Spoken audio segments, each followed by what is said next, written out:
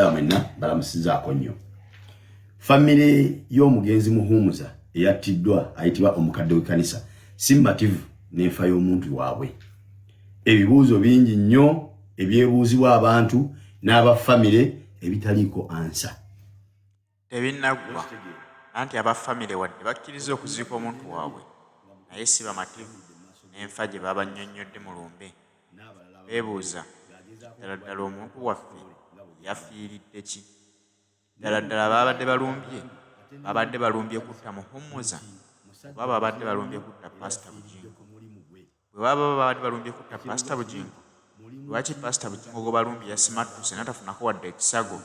Kyokka ate owaffe ye n'alumbibwa n'attibwa. Owaffe ye yabadde tageti. Byonna bino mu katambi. Assalamu alaikum warahmatullahi wabarakatuh. Abamuza nada mwenna balamusizaako nnyo. Family y'omugenzi Muhumuza eyattiddwa ayitibwa omukadde w'ekkanisa Sibamativu Nenfa y'omuntu waabwe. Ebibuuzo bingi nnyo ebyebuuzibwa abantu n'aba family ebitaliiko ansa. Oba okitegeera? Nina video gye ndabye nga mukulu Bujingo ayimiridde mu maaso g'owa poliisi Mayinja n'abalala ababaddewo ng'agezaako okubanyonnyola n'okubawa story nga bwe byabadde. Naye mu byayogedde agambye atendereza omukadde w'ekkanisa nti musajja muzira nnyo era yafiiridde ku mulimu gwe. Ekyebuuzibwa kiri nti mulimu ki omukadde w'ekkanisa gwe yabadde akola ogwo gwe yafiiriddeko? Ekyo ekibuuzo ekisooka. Ekyokubiri, pastor yadde avuga emmotoka ye ng'addeyo waka wuwe gy'asula. Yabadde alaga wano omukadde w'ekkanisa ekiro ekyo. Omukadde w'ekkanisa yadde agenda kusula wa pastor. Omukadde w'ekkanisa muliraano wa pastor nti yadde amutwalako nga bw'oyinza otwalako omutuuze gw'obeera naye mu kitundu ekimu.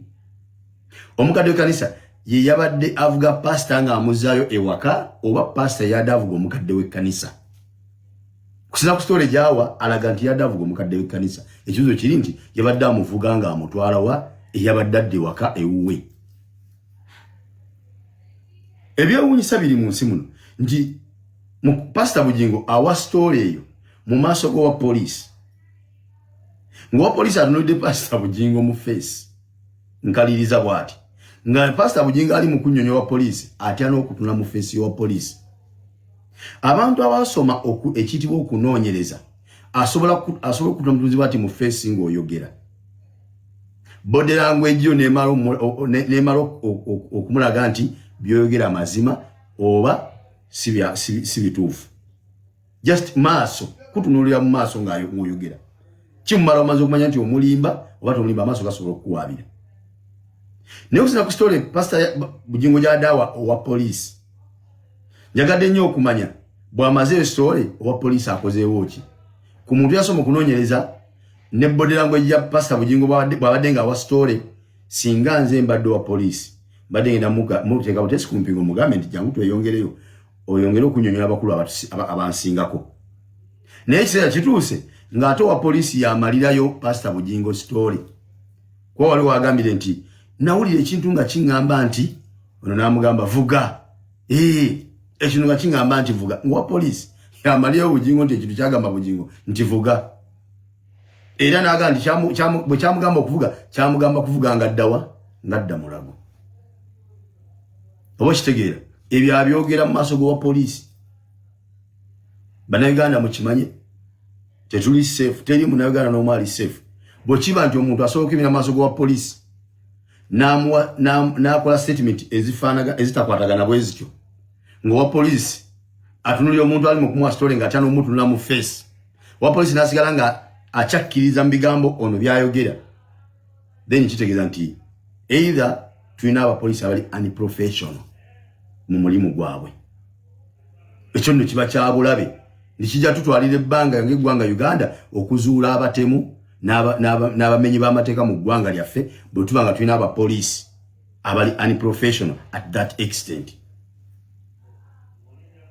Oba okitegeera? Ekirala ffenna twalabye Pastor Bujingo ekifaananyi kye baatulaze amangu ddala nga batugambye nti ali mulago mu intensive care unit. Omuntu abere mu mbeera ali mu eyo section aba ali kutaasibe utaasulewo. Naye ekifaananyi kibatulaze nga ali mu ddwaliro Mulago yadde mu ssaati ya mikono mimpi ng'omukono omugumu guliko plaster. Awagambibwa nti kyekimu ku biwundu bye yafunye ekyessasi. Naye bw'abadde ayogera n'owa poliisi era ekirungi abadde mu ssaati ya mikono mimpi n'entunula emikono gye gyombiriri nga noonya omukono oguliko ekiwundu ogwakubiddwa essasi gumbuze ku mikono gye gyombi gyalina tewali mukono guliko kiwundu. Ddayo tunule vidiyo eyo. Mumwe n'abagamba mbu tulimba simanyi aba NUP baade baga Pastor Bujingo afe kyovola abawakanya byayogera atawakanya byayogera nga ogamba nti bituufu. Tulage mweyo video gyade nga nyonyo wa police tulage ekiwundu ky'essasi ku mukono kiri ku mukono kigwa ddyo gwa kono kuba emikono ayina ebiri neze emikono ebiri gyonna gy'ayina ngitunulidde na bwegendereza sirabyeko wali kiwundu kya ssasi era tewali mukono gwaddeko plaster. Ekiwundu ky'essasi kyawonye mu lunaku lumu okuba nti essasi tewali mukono guliko plaster. Bannaye sometimes muntu balemu ku magezi. Bw'obanga video tanagira ddayo labe video giyalabye video giyakoze ng'ayogera oluvannyuma ng'ali ne babbalamu ne babebekulu abaze okumukyalira era ekirungi era yabadde mu ssaati ya mikono mimpi. Ddayo tule video eyo tulage ekiwundu ku mukono gwa Bujingo kiri ludda wa mweyo video gyadde ne babbalamu.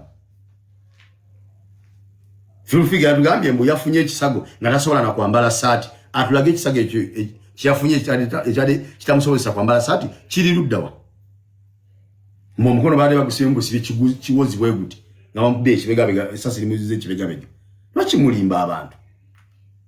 Kati nze ng'ambeera omupoliisi senior police officer nga kutunula bwe nekwetegeeza ng'egyo nekutula maaso nekwetegeeza ng'ebody language yo kikyetegeeza nentunula emikono bwedda giriko plaster nga myere tekuli wadde ekiwundu n'omala okumpa story nentambula nengenda nenkuleka waawo ddala nga ndi mupoliisi nkolerera ggwanga lyange sobola okulekawo era ngenda bugenzi naga nti tweyongere ogenda onyonyole bakama bange abasingawo kubanga byonyonyoze binemye okukola ki binemye otegera tebigatta.